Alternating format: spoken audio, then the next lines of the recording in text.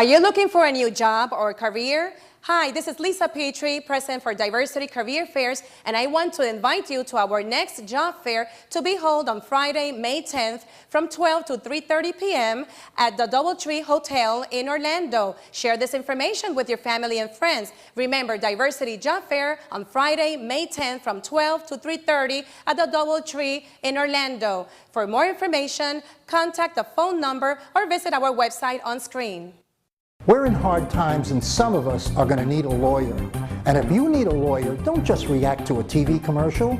Get a copy of the Lawyers Consumer Directory, which is available absolutely free of charge at any 7-Eleven store throughout Central Florida. The Lawyers Consumer Directory is going to give you real hardcore knowledge on how to hire a lawyer and a lot of information on issues like bankruptcy, foreclosure, and more. Get the Lawyers Consumer Directory. It's absolutely free of charge at any 7-Eleven throughout Central Florida. The Christian Star began as a newspaper whose news focus of interest was of Christians, but it's become a lot more than that, covering issues of concerns to our community, covering issues of national, state, local, and political agendas that affect us today. The Christian Star is available free at any 7-Eleven store. So pick up your copy of the Christian Star Bilingual free at 7-Eleven today. Ahora puedes demostrar tu orgullo hispano mientras manejas en la carretera con la nueva tablilla o placa de auto hispana conmemorando los 500 años del descubrimiento de Florida por Juan Ponce de León. Obtén tu tablilla hispana este año y harás la diferencia. Nuestra comunidad se beneficiará con más programas y servicios. Resalta nuestra cultura, nuestras raíces. Hi, I'm Danny Ramos, and welcome to this week's edition of Hispanic Speak Out TV, brought to you every week on Bright House Cable Channel 49. We've been on the air here for 12 long years, bringing you Hispanic issues, politics, and economics. My co-host is Jose Miranda from he used to be on 810 AM radio with his own show, and he decided to come over and share the visual aspects of media so that everybody could see who he is and what he looks like. Where on radio you couldn't. Today, guess what? A few days ago, the Hispanic license plate got revived again. It went through the state legislature, and it passed into law. The first pass was a trial period. And the plate actually had to be reenacted into law, and it went through on last Thursday, just before the end of session for the state legislature. The end of session was last Friday. So we're very happy about that the Hispanic community continues to have the first Hispanic license plate in the United States, right here in Florida, and the home of that plate is Seminole County. Yeah, our office is in Seminole County for the Hispanic Achievers license plate. And unlike, it's surprising to a lot of people because you would normally expect the Hispanic license plate to come out of Orange County or certainly Miami-Dade. So everybody in Seminole County is very happy about that. The Hispanic population in Seminole County is about 14% and really growing. So when you see the plate, think about Seminole County and what they're doing out there. I also want to thank Alan Schwartz, who is the co-chair of the Republican Party in Seminole County, for giving a little push there, and also Senator Simmons, David Simmons, who also gave a little push for the Hispanic plate. Jose.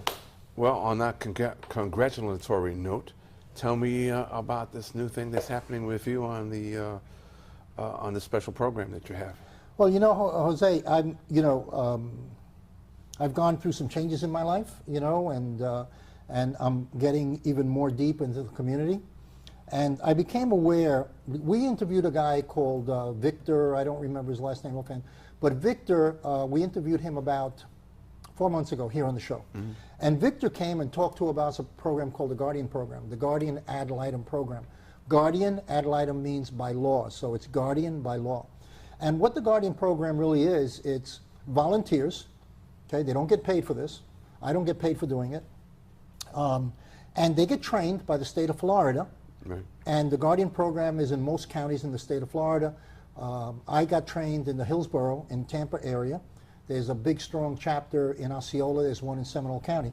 And basically what they do is they train you to be a child advocate. So what basically happens is you get to go, you're assigned a case. And that case is assigned to you based upon child abuse. So either child abuse or you get assigned a child that's in a foster home. And then you go there and you knock on the door, and you walk in and you check out how that child is doing. And then you file a report on that child. Okay? So if it's in a foster home, that foster home is being paid money by the state of Florida to take care of that child. Well, they want to make sure, the state of Florida wants to make sure that those people that are getting that money to do that foster care, and there are families that take in 2 or 3 foster care children, and they get a lot of money. So the state of Florida wants to make sure that those children are being properly clothed, properly fed, and taken care of, and they're not being abused by their foster parents, which has happened more than should be. Yeah. Or there is a case against a family, a mother or father, for child abuse. And the guardians, which I'm a guardian now, I go and I visit them, and I look up on the kid and I talk to the child and to see how he's doing and if he's happy and if he's being treated properly, and then I file a report. Usually when there is an abuse situation, the parents are in court. The guardian fills out his reports back to the caseworker. The caseworker meets with the guardian attorney, who's in charge of that particular case. So you're a child advocate? That's what basically It's basically a child advocate. And then I go to court and I testify on behalf of the child. Okay. So when you go to court, you have the parent on one side, you have a prosecutor, the state on the other side, the child's in the middle. Well, usually the parents bring their own lawyer, or they get a lawyer appointed to them by the court. The child does not have an advocate. And what my responsibility is the best interest of the child. Right. Not the best interest of the parent, but the best interest of the child. So I go to court and I speak before a judge with the knowledge that I've picked up in my reports and talking to the child of what the child wants. So a child is anyone, or male or female, under the age of 18? Up to the age of 18 when they go out of the system. Okay. So I might get assigned a case. Actually, a guardian can decide what case they want, what kind of case, whether it's a drug-related case or whether it's a physical abuse case. You can pick your case. Okay. Because psychologically you have to be comfortable in dealing with a situation. Some situations are more aggressive than others. Right. So, and then the child advocate goes to court on behalf of the child. So usually what happens is, over a period of time, the guardian gets a good sense of what the child wants. There are children who don't want to be with the parent anymore, literally. You know, it's a big conflict for them. And there are kids that no matter how much they're abused, they want to stay with their parents. So a guardian looks to the best interest of the child and reports it to the court. Wow. So we go into the house, we evaluate that they're being properly fed, that the home is clean, that the home is being properly attended to. In the case of a drug situation, to make sure there's no drugs around, a guardian can go into the house and actually say, where does the child sleep, and go into the child's bedroom to take a look at how they're being treated, because that's out of view and that's what they want to see. A little dangerous, you think? I think that it occurred to me when I was taking the course. It did occur to me that, and that's why they let you pick your case. Yeah, I can imagine. That's why they let you pick your case. But I think it's a very rewarding thing, but it's an absolutely fantastic way that the state has found in order to fill the gap. For example, in Tampa, in Hillsborough County, they have 3,000 children just in that county that have a case and that need a child guardian. They only have 1,000 covered. Wow. And I'm giving you approximate figures, give or take 50. Right. So you have 1,000 children which are being covered by the Guardian program. 2,000 children are not being covered. How old is this program? Has it been around forever? Or? No, I didn't look at how old it was, and that's something that the history of it, but they're very well placed, they're very well organized. The people are extremely dedicated. They have retirees there. I met a husband. And it doesn't cost the state a dime. It doesn't cost, the guardians don't cost the state any money. These are all volunteers. They pay for their own gas. They pay for their own expenses, okay? And it's something that really makes you feel good, but it's something that you have to be dedicated to because it does require time. When you get a case, you have to go and visit that child. And then you can't just not show up. You have to follow up with the routine because eventually it may land up in court. And if it lands up in court, the history of that has to be all well documented. Very well documented.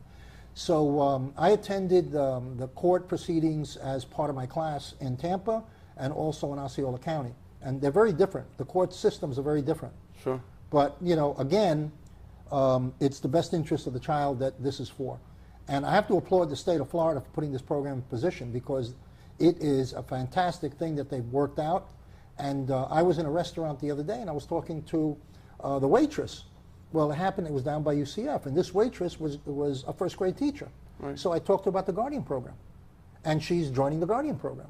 And then she called over another lady who was a waitress, who is a speech therapist, graduating UCF as a speech therapist, and she's joining the program. And she's working as a waitress. Yeah, but she's not graduated yet. She's working through school.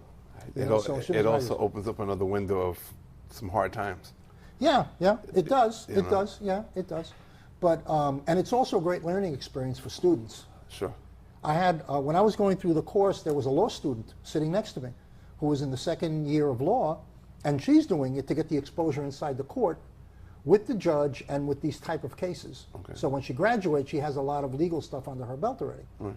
So I'll tell you what, if you're interested in the Guardian program, please call me or email me, and then I'll email you the contact information. Unfortunately, when I came to the show, I wasn't going to really talk about this. It was a last minute thing. Right. And my number is 202-905-3600, 202-905-3600. Call me if you're interested in the Guardian program. By the way, they do a thorough background check. You're dealing with children. So the state police really investigate your background. That doesn't mean you can't have a speeding ticket, but things like DUI and things of felony nature, they don't accept that. So again, 202-905-3600. And if you're a teacher, we work with children, please call me, because this is something really, really satisfying, and it's a great thing that the state of Florida is doing. Well, speaking about groundbreaking situations and switching gears slightly, we have some attorneys, some very well-known local attorneys, jumping into a spot where before it was no man's land. Tell us a little bit about it. Which one are you talking about? We're talking about our marijuana issue. Yeah, well, you know a lot about that. You were a former police officer, so you know about that.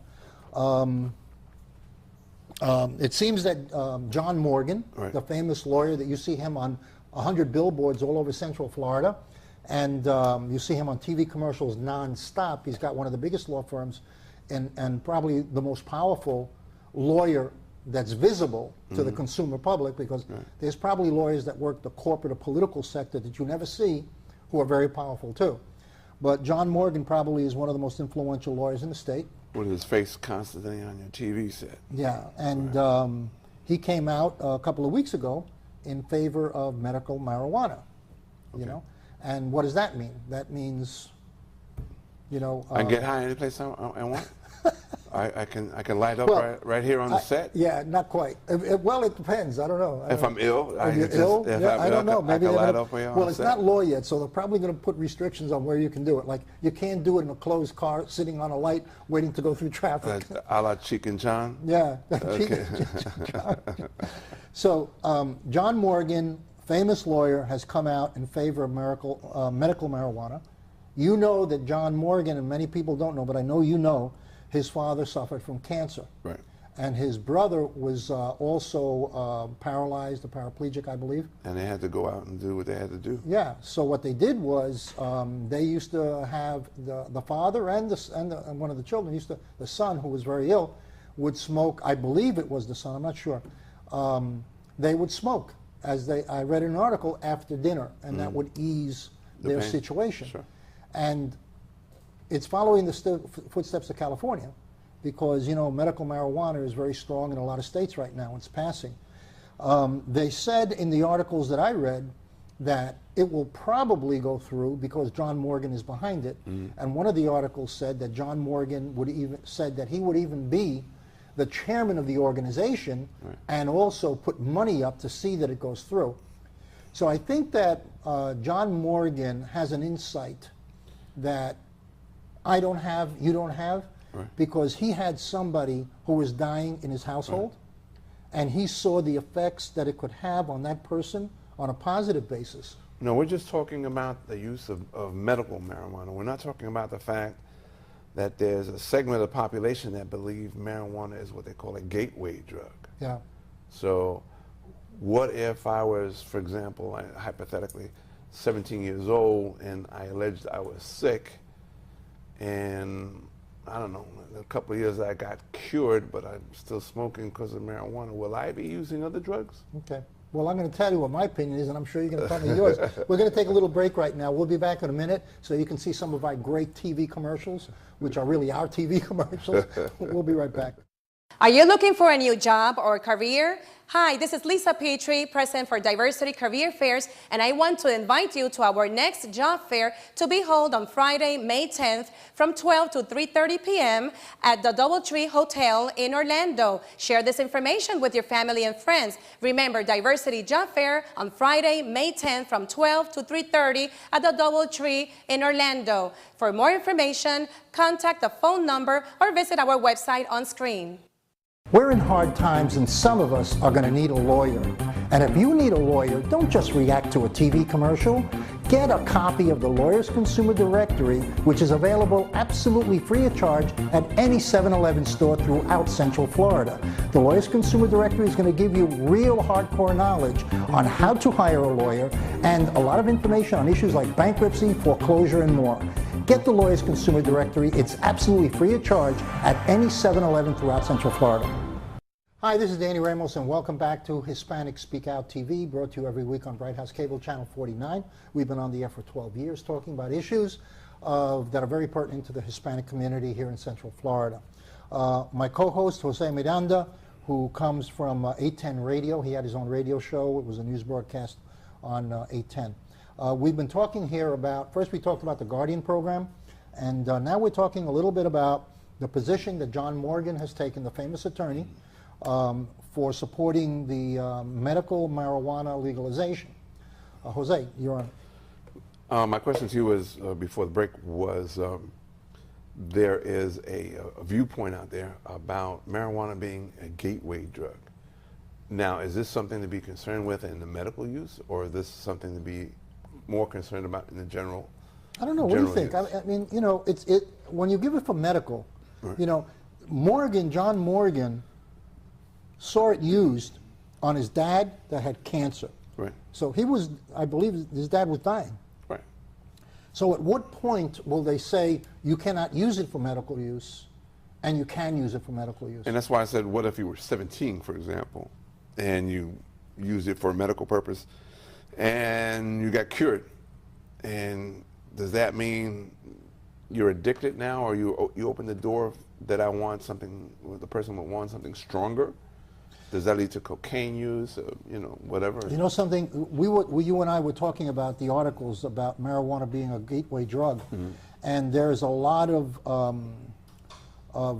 credibility, right. Okay, and a study actually done by Yale University that leads to the conclusion that marijuana can be a gateway drug, okay.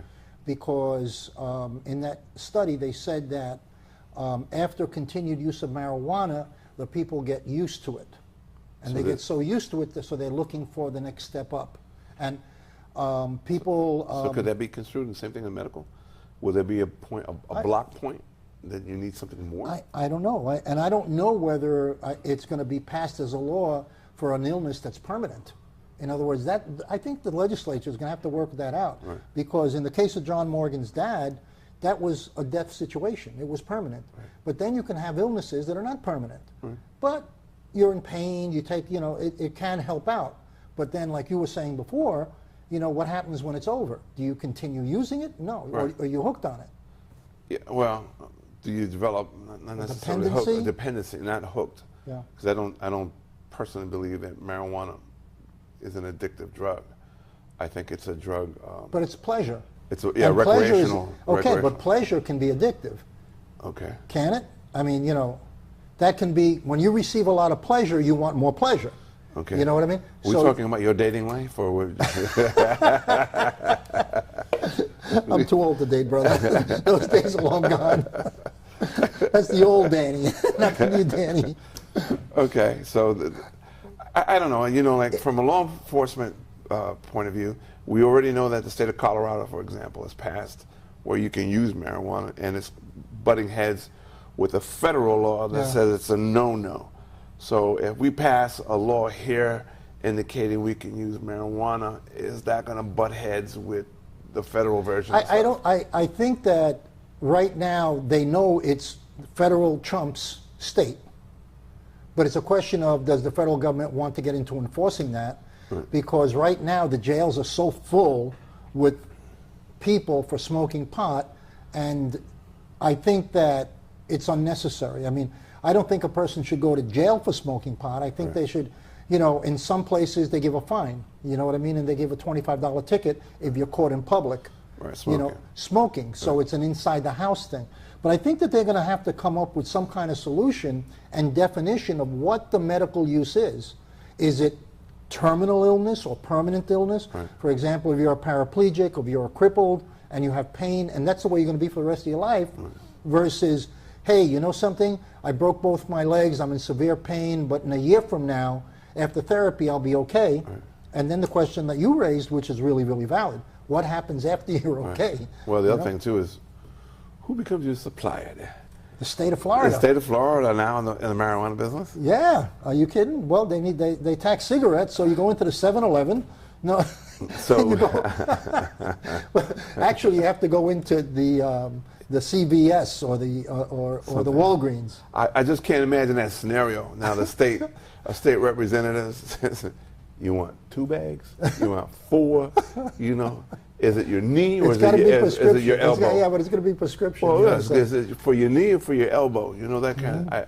I think it opens up a tremendous can of worms that's going to take a while. Well, the state of Washington put out an ad Right. looking for a marijuana czar for their state. And in the ad, it was, and I saw this on TV and they were joking a little bit about it, because in the ad they were saying what the qualifications were to become a czar for the marijuana. czar for marijuana. Yeah. And obviously you've had to smoke everything on the planet in order to know what it's all about. Yeah. How to grow it, how to package it, how to put it all together. Well, because I believe the federal government was in the business of marijuana for a long time, and has now moved its way out of it because they used to give it to military personnel. But are you talking about George Washington? You're talking about the founding fathers? You know, because They had you know, their own. Yeah, you know what? They did a lot of wild stuff. No, the founding fathers. There is a scuttlebutt on the internet that the Constitution of the United States was made out of hemp, Right. which is from the marijuana plant.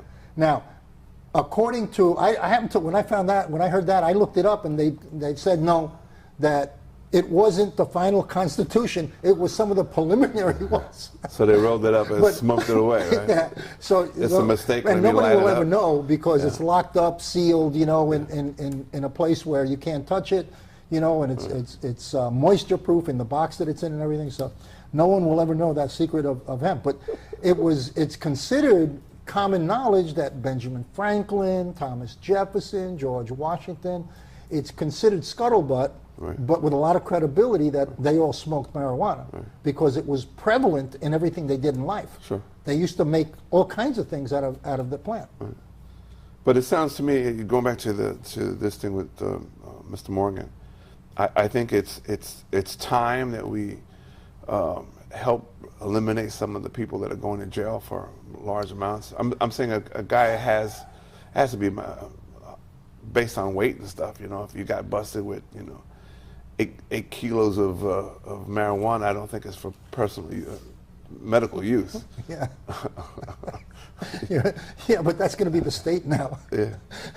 They're going to be, it's like when people used to gamble. I remember when I was a kid, La Bolita. Yeah. You know, in the grocery stores, people used to go Numbers for you folks out Yeah, there. they used to place bet on the numbers, Right. what number was going to come out that week, and you put $5, $10, So the state took over that business when they found out how much money was in it. Right. And it's the same thing with now marijuana. it's the lotto.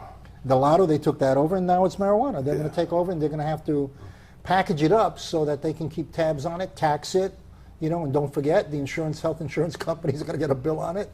Yeah. So it's going to involve, if it's a prescription, it's got to involve health insurance, So it's a very complicated issue that's going to go down the pike. I don't know if we still have time, but wanted to touch a little bit about terrorism, the Boston situation, the fact that we have some kids that have been in this country past their visas, and it's my understanding that at least the Immigration Department has lost 15,000 kids. Can you believe that? In the system somehow have gotten into this country. and are lost. They just came in, reported to their schools in some instances, had failing grades, the school dismisses them, but they don't report it to anybody. And so they're out. There's no running report around. system going back the other way. Right, there's nothing going Or if the they other way. drop out, there's no report system. So you're right. It's there are 15,000 people from the Middle East Right. that are lost someplace in the United States that have overstayed their visas and they're not here legally. And the United States government has no idea where they are. Or where to start. And one of the kids that supported the Boston bombers, okay, that tried to destroy the backpack and some of the computer information, one of those 3 kids from their dorm was actually here illegally. Right. So, So he's now- one of that. So it's really 14,999 because they found one. They found one, okay. And the senators and governors, I mean the senators are now, some are pushing to slow down the immigration process because of this. Yeah, we can. You know what, something, Jose? We're running out of time, so I think that's a really good subject that we can do on the next show because I think it's critical for us to talk about it and bring it to the light. We have something coming up for jobs. Yeah, we have a job fair coming up, and it's on May 10th at the Hilton Hotel down by the Orlando Airport. It's a good job fair. It starts at 12 noon. So put it down on your calendar, May 12th, and down at the Doubletree Hilton Hotel next Friday. This is Danny Ramos on Hispanic Speak Out TV, and Jose Miranda, my co-host. We want you to check in with us every week. We will see you next week on Hispanic Speak Out. Thank you very much, Gabriel, for allowing us the time to put our views out on the air.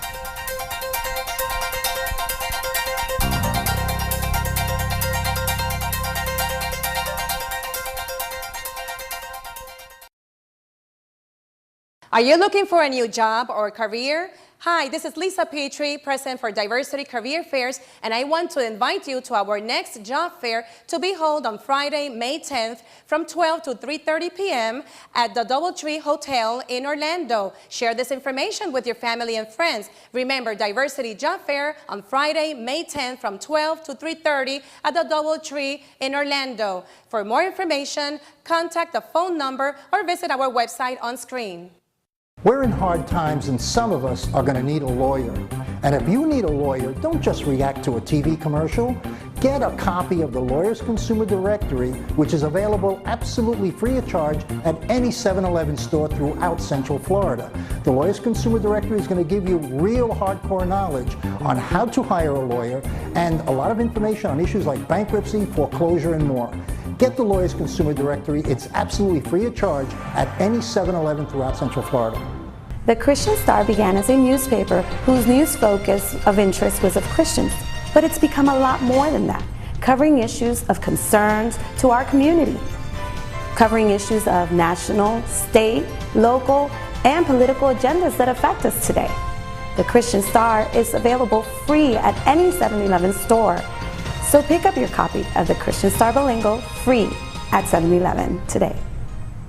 Ahora puedes demostrar tu orgullo hispano mientras manejas en la carretera con la nueva tablilla o placa de auto hispana conmemorando los 500 años del descubrimiento de Florida por Juan Ponce de León. Obtén tu tablilla hispana este año y harás la diferencia. Solo 1,000 se necesitan para hacerla permanente. Su donativo ayudará a estudiantes con becas. Nuestra comunidad se beneficiará con más programas y servicios. Resalta nuestra cultura, nuestras raíces. Demostremos que en la unión está la fuerza. Obtén tu tablilla hispana en el Departamento de Vehículos de Motor más cercano o llama hoy al 321-277-0850.